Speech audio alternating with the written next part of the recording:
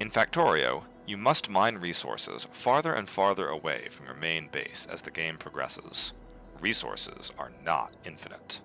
To this end, it is common to move resources back to base using trains. Miners produce pollution, which attract biters, the primary antagonist of the starting planet. You can't just leave your miners undefended.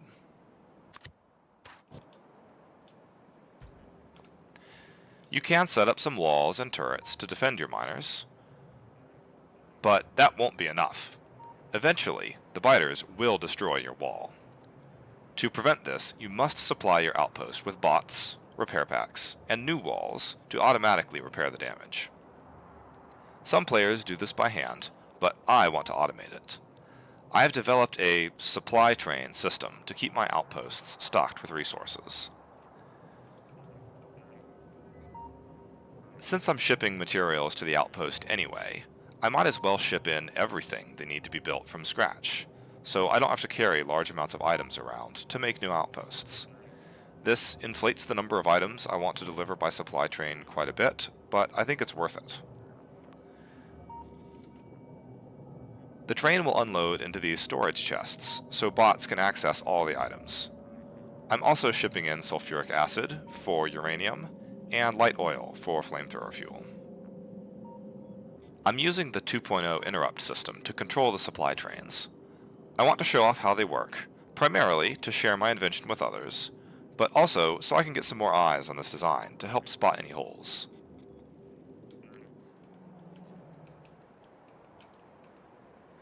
I'll drop the train on the tracks and give it some fuel.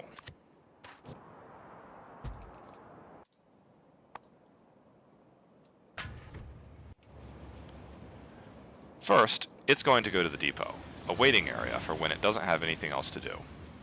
This is a necessary first step that I will defend later when I get into exactly how this works.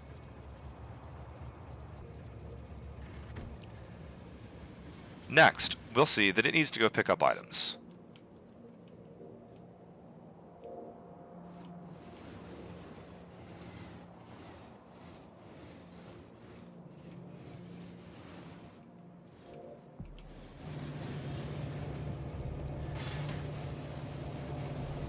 This loader is a stub.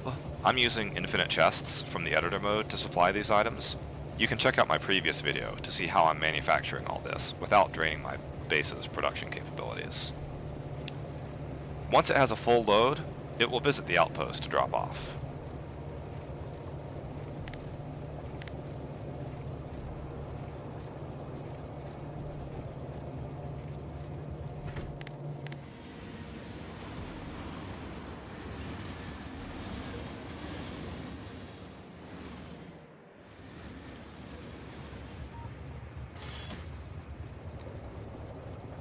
The initial request isn't enough to build the entire outpost.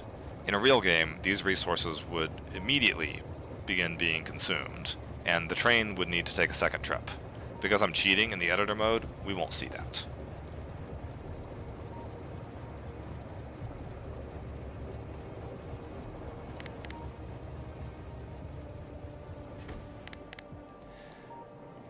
After this, it will fill up again.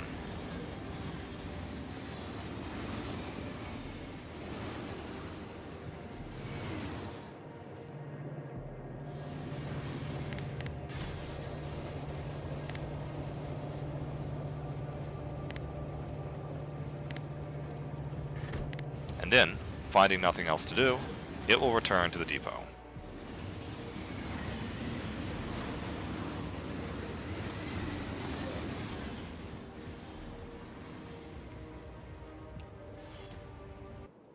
This system is flexible. If I place down 2 new outposts, it will keep working until both are happy. Eventually, it will end up back at the depot.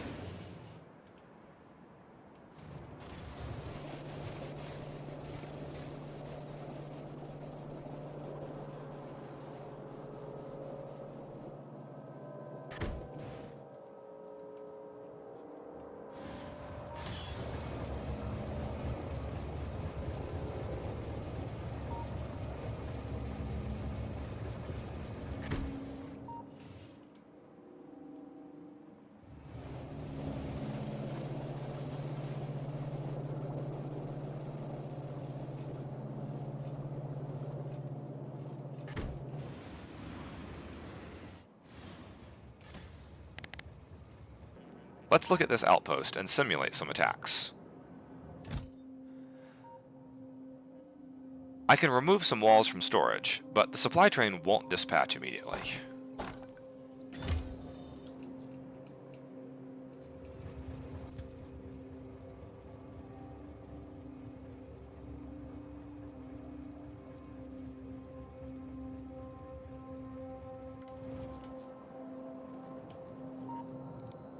It will wait until I drop below 500 walls. This limit is configurable. Once that happens, the train will depart, fill it back up to 800, and then go fill itself back up.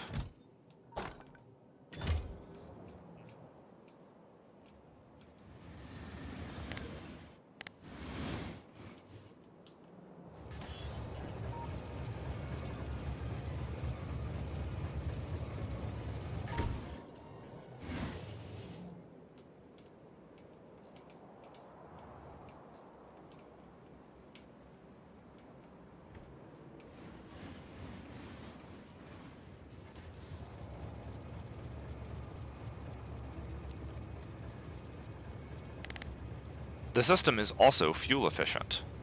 Let's contrive a scenario where two outposts dip below the 500 wall minimum simultaneously. I'll pause the game and remove some walls.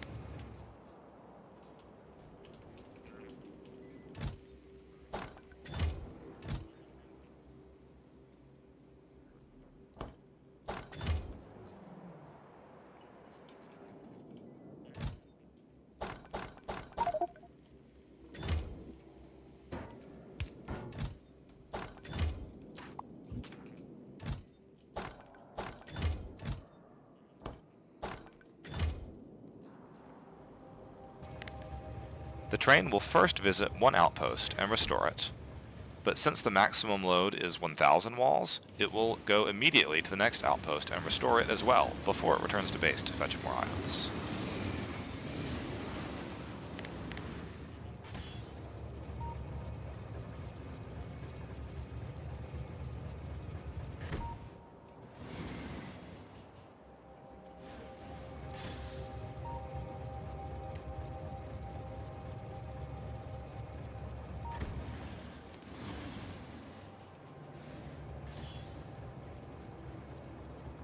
This scenario is rare in the early game, but once the number of outposts grows significantly, this will happen much more often.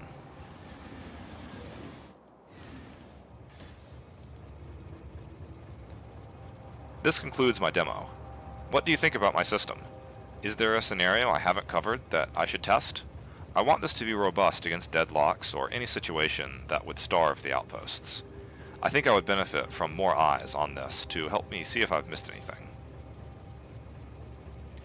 If you want to know how all this works, keep watching. First, let's look at the train schedule. The only fixed stop is the depot. I believe this is necessary because it's the only guaranteed safe stop. If I set this to pickup, it will go to the pickup even when it has full items. Then it will loop between depot and pickup, wasting fuel.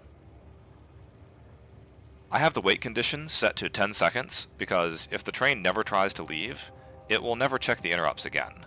This may not be efficient for UPS, but I don't think I'm going to have many trains in this state. Also, if I was really worried about UPS efficiency, I would probably plan to annihilate all the biters with artillery so that no defenses would be necessary. Next, I have a simple interrupt to check for fuel. I don't have any refueling stations in this network, but the idea is simple enough. If the engine is low on fuel, go get some more first. If the engine is good on fuel, then the train will go to a drop-off station. It can only do this if there is a station that is not full, and a circuit condition F is greater than 1. This is a little complicated, so let me break it down. First, the station is not full if the train limit is greater than the number of trains currently targeting it. Let's go look at how drop stations compute this.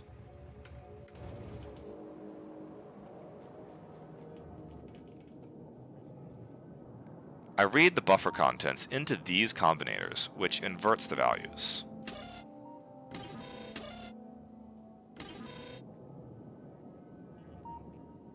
Along the top row, I add the negated signals to the minimum supply by connecting the wires together. I do the same on the bottom, but instead with the sufficient supply. Then I use these deciders to control a latch. If any signal in the top row goes above 0, that means it's less than the minimum, which will set the latch. This will cause the station to have a limit of 1, which will not be cleared until the reset signal is set. The reset signal is set when all signals on the bottom row go to 0 or less, which means they are all at or above the sufficient level. If the train limit is 1, that means at most one train can target this station. If it's 0, then at most 0 trains can target it, which means none will ever arrive. The train will look for stations that have a limit of 1, but no trains currently assigned. The other condition on traveling to the drop station is this F signal.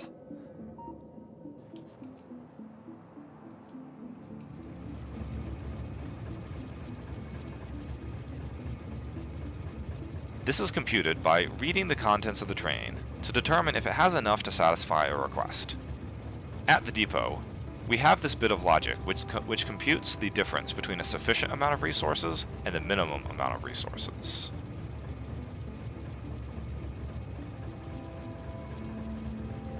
Then, we negate the cargo in the train and add it to this difference. If all values are at or above 0, we will output F with value of 1 to indicate that the train has enough to service a request.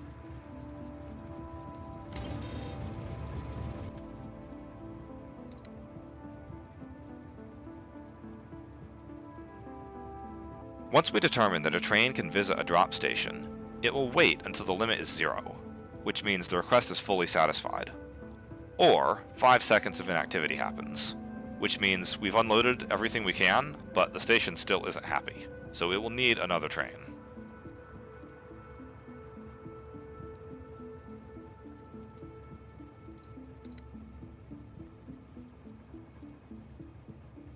The last check is for pickup. Similar to the drop, it will only visit the pickup if the station is not full. I'll describe how that is determined later. I also require the signal A to be less than or equal to 0. What's going on there? The A signal is computed identically to the F signal, but instead the cargo is compared to a full train load. A will be 1 if the train is carrying all that it can carry. This will prevent the train from visiting the pickup if it's already full. This is also why it has to be last in the list. If a train has enough to service a request, I want it to do that right away. It shouldn't go fill up first. It should only go fill up if there are no requests it can fulfill. Let's go look at how the pickup station sets its limit.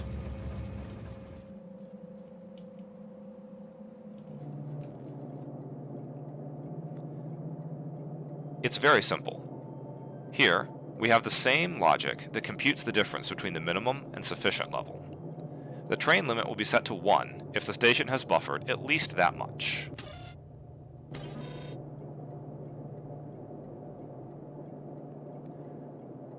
I don't want trains sitting here waiting for items. It should wait at a depot in case it has enough items to fulfill a future request. Only when I know a train can at least get enough for a full request should it show up.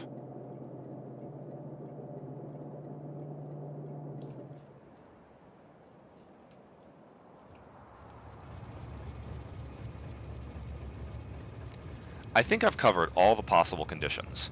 The only downside to this design is the requirement to compute F and A pretty much everywhere the train could stop, which includes depots and fuel stations, which will be shared with other trains on different schedules. All the stations need F, but only depots need A. Pickup doesn't need it because the train is already at pickup and A is gating access to pickup. Drop doesn't need it because the train will never be full if it's dropping off items, so it will always be 0. I don't like that I need these combinators everywhere, but if I want to make decisions based on the amount of cargo, it's necessary. The other conditions the game gives you are just cargo full or cargo empty. These work fine if the train is carrying only one item that I expect to fill all available slots. But if that's not the case, then the train must visit a station with logic to compute the answer. I don't think there's a way to avoid this. I'm willing to try it out.